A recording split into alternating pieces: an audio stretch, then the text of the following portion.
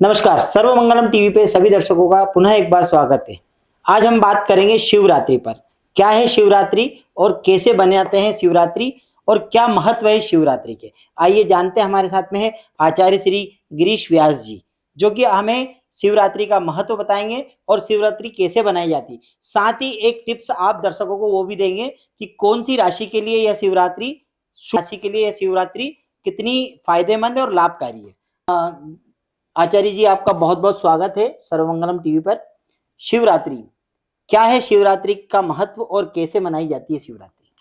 नमस्कार, मैं Acharya Girish Vyas, Acharya Girish institute and research centre और सर्वमंगलम टीवी का मैं हार्दिक स्वागत करता हूं। और काफ़ी अच्छे विषय लेकर आप जो उजागर कर रहे हैं, ये बहुत अच्छी बात है। अब चूंकि विषय जो चला है शिवरात्रि, ठीक है, तो नाम से हम जानकारी है कि शिव की रात्रि है, शिव की रात्रि, भगवान शिव की रात्रि है। तो यह तो बहुत बड़ा विषय होता है। और वैसे भी हमारे शास्त्रों में जो लिखा है, सप्तशती का जब हम आख्यान करते हैं या पाठ करते हैं, उसमें भी आते काल रात्रि, महारात्रि, मोहरात्रि से दारुण है ना, जो दारुण रात्रियां हैं या मोहरात्रियां हैं, काल रात्रि है ना। तो ये जो रात्रियां हैं, ये मुख्य रात्रियां हैं जिसमें रात्रि पे भगवान का पूजन होता है। जैसे नवरात्रि है, ठीक है। अब नवरात्रियों में भगवती का रात्रि में भी पूजन होगा, मतलब वहाँ जो रात्रियां हैं, मतलब वहाँ जो काउंटिंग होगी, अब वहाँ रात की काउंटिंग होगी। अच्छा, जैसे जन्माष्टमी, रामनवमी, वैसे शिवरात्रि, तो ये अष्टमी और नवमी है, मगर ये शिवरात्रि। अब जैसे ये अलग हो गई, मतलब आपकी अष्टमी ये तो हो गया, जन्म दिवस हो गया आपका, है ना। ठीक है। लेकिन क्या होता है, जब जैसे माघ मास अभी आया है, अब फाल्गुन मास की जैसे अपना त्रयोदशी पे अगर ये शिवरात्रि बन रही है तो बड़ा विशेष कारक होता है। यहाँ पर आप देखेंगे कि जब माघ का मेला भी इलाहाबाद में लगता है, तो यहाँ से जो ठंड का समय था वो भी चला गया, महामारी का समय वो भी चला गया। अब हमारा जो संसार है वो प्रकाश की ओर जा रहा है। ठीक है। अब जब वो प्रकाश की ओर जाने लगता है तो उस समय समय का मेलन होता है, ऋतुओं का मेलन होता है। तो ये जो समय काल होता है, तो यहाँ पर होली भी आती है, यहाँ पर पतझड़ भी होता है, बहुत सारी चीजों को एकत्रित भी कर लिया जाता है। तो उस समय भगवान शिव से आराधना की जाती है कि भगवान शंकर जी जो है हम सबकी रक्षा करें, और जो आने वाला समय है, जो गर्मी है, उसमें हो सकता है महामारी हो या सूखा हो, तो उससे भी हमारे निजात प्राप्त हो और हम आपकी सेवा करते हैं। तो आप पल पल पे आप देखेंगे भगवती की पूजा, पल पल पे आप देखेंगे भगवान शिव की पूजा, है ना, विष्णु की पूजा। ये इसलिए की जाती थी कि जब भी समय काल परिवर्तित होता है, जैसे वसंत जो है यहाँ पर हुआ है, फिर आगे ग्रीष्म की ओर हम जाएंगे, तो हम विभिन्न देवताओं की पूजा अर्चना करके हम उस ग्रीष्म के लिए तैयार हो जाते हैं, हमारा शरीर तैयार हो जाता है। अब यहाँ जो मोहरात्रियां हैं, जैसे आपकी शिवरात्रियां हैं, अब शिवरात्रि के रात में भी जो है भगवान का ऐसा कहा जाता है कि भगवान शंकर का विवाह उस दिन हुआ था। हाँ, ऐसा सुनने को आता है कि शिव जी की बारात निकल रही है, शिव जी जा रहे हैं विवाह करने। तो वो क्या रहस्य है? वो तो क्या है, पुराणों के माध्यम से, शिव पुराण की कथा के माध्यम से भी यदि हम देखेंगे कि भगवान शिव का जो विवाह समय था वो इसी दिन हुआ था, इसलिए भी शिवरात्रि मनाई जाती है। ठीक है। एक तो ये उल्लेख अपने को प्राप्त होता है कि भैया भगवान शिव की रात्रि इसलिए क्योंकि भगवान शिव और माँ पार्वती का विवाह उस दिन हुआ है, इसलिए इसको शिवरात्रि माना गया है। लेकिन एक आख्यान तक मैं आपको ले जाना चाहूंगा कि जो शिवरात्रि है, अब आपने देखा भाई, ये तो भगवान शिव की शिवरात्रि हो गई, दोनों की शिवरात्रि हो गई क्योंकि उनका विवाह हुआ, परंतु रात्रि को चारों प्रहर पूजा होती है, आपने देखा होगा। अच्छा। रात्रि में, हाँ, नहीं मतलब कैसे होती है, मतलब ये दर्शक बहुत कम जानते हैं कि शिवरात्रि के दिन एक किदवंती भी है, कि किदवंती क्या कह लो, या प्रसाद के रूप में भांग का वितरण होता है, जगह जगह फरियाहाल बटता है, मंदिरें सजते हैं, पर पूजा करने का जो चार पहर का बता रहे हैं वो क्या है, वो थोड़ा विस्तार से बताइए। एक समय की एक उसमें उल्लेख है शिव पुराण में कि गुरुद्रुह नामक एक व्याध था। गुरुद्रुह, ठीक है। अब गुरुद्रुह नामक एक जो व्याध है वो कई दिनों से भूखा था, जबकि वो मांसाहारी नहीं था, परंतु ना चाहते हुए भी अब उसे ऐसा लगता है कि रात्रि कालीन में हिरण इस नदी के तट पर आएगी और मैं उसका संहार करूंगा, ठीक है, और उसको मैं बच्चों को ले जाऊंगा, नहीं तो मेरे बच्चे मर जाएंगे। चूंकि भावुक था वो, है ना, तो वह चला गया नदी के तट पर, पास में चला गया और एक वृक्ष के ऊपर चढ़ गया। अच्छा। अब एक वृक्ष के ऊपर चढ़ा तो वो तीर कमान लेकर बैठा हुआ है। तो उसने देखा कि एक हिरण वहां पर पानी पीने आई है। जैसे ही वो तीर कमान को तानता है तो उतने में हिरण देखती है कि बोले, हे व्याध, मुझे मत मारो, मेरे घर में बच्चे हैं, मैं उनको कहकर आती हूँ मेरे पति को, तब तुम मुझे मार देना। वो जो कहानी सुनते वो हैं। कहानी सुनते हैं। तो वहां पर वो क्रम चला, फिर वो घर गई, फिर उसके बाद जो है फिर एक हिरण आया, फिर हिरण ने कहा कि मेरे बच्चे हैं, मैं उनको सुपुर्द करके आता हूँ, तब जो है आप मुझे मार देना, है ना। इसी क्रम में जब भी वो तीर कमान तानता था तो जिस वृक्ष के ऊपर था वो था बिल्वपत्र का वृक्ष, और उसके नीचे भगवान शिव जी बैठे हुए थे। ठीक है। जब भी वो तीर कमान तानता था तो वो वृक्ष थोड़ा हिलता था। जब हिलता था तो वो बिल भगवान के ऊपर जब एक प्रहर हुआ तो भगवान के ऊपर वो बिलपत्र चढ़ गया, तो एक समय की पूजा हो गई। दूसरे प्रहर में जब उसका जो वो आए हिरण आया तब उसकी पूजा हो गई। तीसरी बार में जब बच्चे आए तो उन्होंने कहा मैं मम्मी को कह के आता हूँ, मतलब हमारी माता जी को कह के आता हूँ कि मुझे वो भोग करना चाहते हैं, तो आप चिंता मत करना, अब मैं उनके लिए जा रहा हूँ। तो वो तीसरे प्रहर की पूजा हो जाती है, और जब चौथा प्रहर आता है तो सभी आ जाते हैं कि आप मुझे मारिए, मुझे मारिए, मेरा सौभाग्य है कि मैं आपके काम आ जाऊंगा। जैसे वो तीर कमान तानता है तो चौथे प्रहर की पूजा होती है, उसी समय भगवान शंकर प्रकट हो जाते हैं। अच्छा।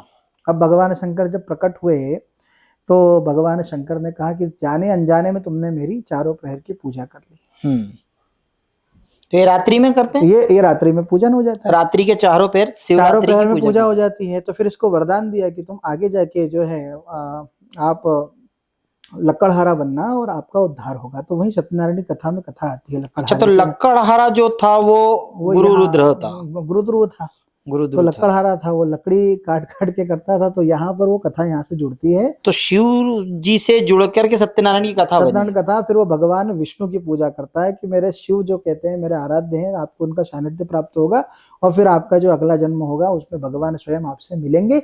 इतनी बड़ी कथा है। तो वहां फिर हम रात्रि को पूजन करते हैं चारों प्रहर की, गुरुद्रुह के नाम से। वो एक कथा यहाँ पर हमें व्याप्त होती है। और उस समय जो प्रश्न है कि भांग वगैरह का सेवन होता है, बहुत ज्यादा सेवन होता है। तो मैंने प्रारंभ में यही कहा कि हम अब ग्रीष्म के लिए तैयार हो रहे हैं। किसके लिए? ग्रीष्म के लिए, है ना। और भांग होती है ठंडी। अच्छा, ठंडी तासीर होती है। ठीक है। हम ये नहीं कह रहे हैं कि भांग खाना ही है ना। लेकिन भगवान शिव ने उस समय अपने शरीर को गर्मी के लिए तैयार करने के लिए उसका पान किया था, है ना। लेकिन आजकल भ्रांतियां हो गई कि भगवान शिव का प्रसाद है तो हम खूब लीजिए, तो लोगों दूध में डाल के ना खीर बना के इस तरीके से वो प्रसाद वगैरह वितरण करते हैं। तो वो कई हद तक जाकर वो थोड़ा गलत भी हो जाता है। प्रसाद रूप से हल्का सा आपने एक बूंद डाल दिया, लेकिन उसको तो बहुत सारा हरा कच करके करने लग गए, तो वो ठीक नहीं है। लेकिन भगवान ने उस समय ग्रीष्म काल में प्रवेश करने के लिए वहां पर उसका भोग किया था। तो आपके हिसाब से दो कहानी मेरे समझ में आई है कि एक तो शिवरात्रि के दिन माता पार्वती और शंकर भगवान का विवाह हुआ था तो शिवरात्रि मनती है। हाँ। और एक गुरुद्रुह नामक व्याध ने चारों पहर पूजा करी तो शिवरात्रि मनाई जा रही है। हाँ, तो वहां पर चारों प्रहर की पूजा होती। शिवरात्रि तो शिव जी का विवाह हुआ इसलिए मनाई गई। तो ये बेलपत्र चारों प्रहर की जो पूजा की गई ना वो उसके माध्यम से, इसलिए चारों प्रहर की पूजा प्रारंभ हुई। तो हमें जो पूजन भी करना है वो रात्रि में करना श्रेष्ठ होता है। ठीक है। तो अब ये जो बेलपत्र है, तो बेलपत्र की कहानी वहां से शुरू हुई है कि बेलपत्र तब से चढ़ते हैं? नहीं, बेलपत्र तो भगवान शिव से ही व्याप्त है ना। ठीक है। हाँ, बेलपत्र तो क्योंकि उसमें तो एक ब्रह्मा विष्णु और महेश व्याप्त है, इसलिए भगवान शिव को बेलपत्र ही चढ़ाया जाता है। वही बड़ा ही ठंडा होता है। और आपने देखा होगा गर्मियों में गांव में आजकल बिल्ला होता है, बिल्ले का जब पान किया जाता है तो पेट में जितनी भी परेशानी आ गई है गर्मी में, हाँ, है ना, इसलिए वहां पर आप देखें धतूरा चढ़ाते हैं। औषधि गुण भी है, औषधि गुण भी है। इसलिए वहां पर भगवान शिव जो है ठंडा पसंद करते हैं। क्यों पसंद करते हैं ये भी बड़ा प्रश्न है कि जब समुद्र मंथन हुआ है तो समुद्र मंथन में विष निकला, हलाहल निकला सबसे पहले। अब उसका पान कौन करे? शनि ने आज्ञा, और शनि भी घबरा गए, सारे देवता घबरा गए, इसका पान कौन करेगा? इस संसार में यदि यह विष आ गया तो सारा संसार ही समाप्त हो जाएगा। तो भगवान शिव ने उस विष का पान किया और अपने कंठ में रख लिया, तो नीलकंठ हो गए। नीलकंठ हो गए। अब जैसे कंठ में रखा तो भगवान मूर्छित हो गए। अच्छा, अब मूर्छित हो गए तो नाना प्रकार की औषधियां थी, जो भी मिला भगवान के ऊपर चढ़ाया गया। जितनी भी शीतल वस्तुएं थी, दूध हो गया, दही हो गया, गन्ने का रस, ने जो भी सामग्रियां वहां प्राप्त थी वो भगवान के ऊपर चढ़ा दिया गया, जिससे भगवान की जो सुषुप्त अवस्था है वो सचेतना में आ गई, चेतना में आ गई। इसलिए भगवान को हमेशा ठंडी चीजों का किया जाता है। और ऊपर आप देखते हैं कि हमेशा वो जलाधारी भी लगाई जाती है। तो वो इसलिए लगाई जाती है कि भगवान कभी भी बेहोश ना हो, क्योंकि कंठ में विष है ना, तो कभी बार बार बेहोश ना हो। तो इसलिए वो निरंतरता बनी रहती है और भगवान इस संसार को तारने वाले बने रहते हैं। ठीक है। तो इसमें मेरे पास दो जानकारी और आ रही है कहीं से कि आपने बोला कि नीलकंठ हो गए भोलेनाथ, जब समुद्र से विष निकला तो विष पिया। तो इसमें दो संक्षिप्त में आप दर्शक ये भी जानना चाहेंगे कि क्या तारा देवी ने अपने दुग्ध पान करवाया था जब भगवान की शांति हुई, मतलब अंदर से ठंडक हुई, और एक और कि उसमें से एक बूंद इस सृष्टि पे गिर गया था तो कलयुग की वो कलयुग का जन्म हुआ, वो क्या है रहस्य? ऐसे अभी काफी लिपिकारों के उसमें अध्ययन में आता है कि वहां पर ये कुछ चीजें लिखी दिखाई देती हैं, है ना। अब जैसे शिव पुराण की कथा में जो है इन चीजों को काफी कम देखा गया है। बाकी अन्यत्र जो सहायक ग्रंथ होते हैं, क्योंकि हमारा तो पूरा विस्तार है, बहुत बड़ा विस्तार है, हमें कोई चीज समझना होती है तो हम 4 ग्रंथों के माध्यम से समझते हैं। तो शिव पुराण में जो कथाएं मिलती है वो यही प्राप्त होती है कि भगवान शिव के ऊपर जो है सारी सामग्रियां चढ़ाई गई है, इसलिए भगवान शिव वहां पर सचेत हुए थे और सारे संसार तार था। जब से ही भगवान शिव के ऊपर नाना प्रकार की सामग्रियां चढ़ाई जाती थी, दूध, दही, शहद, शक्कर, अन्य अन्य प्रकार से घी भी चढ़ाया जाता है, भगवान का लेपन भी किया जाता था। तो इसलिए भगवान के ऊपर ज्यादा प्रयास किया जाता है और भगवान शिव थोड़े माध्यम से ही वो काफी फल देते हैं। ठीक है, ये तो हुआ शिवरात्रि। अब शिवरात्रि देखिए, दर्शक उत्साहित है, दर्शक देख रहे हैं कि वो कौन सा पल है जो उनके फायदे की बात आएगी। कौन सी ऐसी राशियां हैं जिनके लिए ये शिवरात्रि शुभकारी है? वैसे शिवरात्रि तो सभी के लिए शुभकारी होती है, परंतु कुछ राशियां हैं, जैसे मेष राशि हो गई आपकी, धनु राशि हो गई आपकी, सिंह राशियां हो गई, इनको थोड़ा उस दिन ध्यान देना होता है। क्योंकि इस समय जो उस समय का जो चंद्रमा है मकर राशि में होगा, मकर राशि के माध्यम से जो 4, 8, 12 का चंद्रमा होगा, तो वहाँ चंद्रमा के जो देवता भी हैं वो भी कौन है? भगवान शिव है। सोमवार के जो देवता है, सोमवार को पूजा होती है, तो भगवान शिव है। तो थोड़ा ज्यादा आप मना लेंगे तो आपका फायदा भी होगा। और उस समय हो सकता है आपको कोई द्वंद्व हो, डेली में आ जाए, या कुछ मानसिक विचार अशुद्ध हो जाए, नेगेटिविटी आ सकती है, घर में किसी थोड़ी बहुत कलह हो सकती है, लेकिन बड़ा नुकसान इसमें दिखाई नहीं देता है। बस ये है कि आपने जो भी प्लान करें, बड़े प्लान उस दिन ना करें, उस दिन आप थोड़ा रुक जाएं तो ज्यादा ठीक रहेगा। बाकी राशियों के लिए जैसे आपकी कुंभ राशि हो गई है, आपकी जो है तुला राशि हो गई है, आपकी वृश्चिक राशि हो गई, इनको सम फल प्रदान करेंगे। और वहीं पर वृषभ राशि है, मिथुन राशि है, इनको अच्छा फल प्राप्त होगा। तो वो दिन उनके लिए काफी लाभकारी रह सकता है। ये तो हो गई राशियों की बात। आपने 12 राशियों को बताया किसके लिए फायदेमंद है और किसको सतर्क रहना और किसके लिए सम है। चलते चलते अंतिम में वही एक टिप्स जो हर बार आप दर्शकों को देते हैं कि शिवरात्रि पर वो क्या ऐसा करें जिससे भगवान शिव प्रसन्न हो और उनके ऊपर माँ लक्ष्मी की कृपा हो, और साथ ही उन पे निरोगी काया हो, साथ में सुख समृद्धि का वास हो। आप बताएं। सबसे अच्छा है कि आप पंचाक्षरी मंत्र ओम नमः शिवाय, इस मंत्र का जप करें।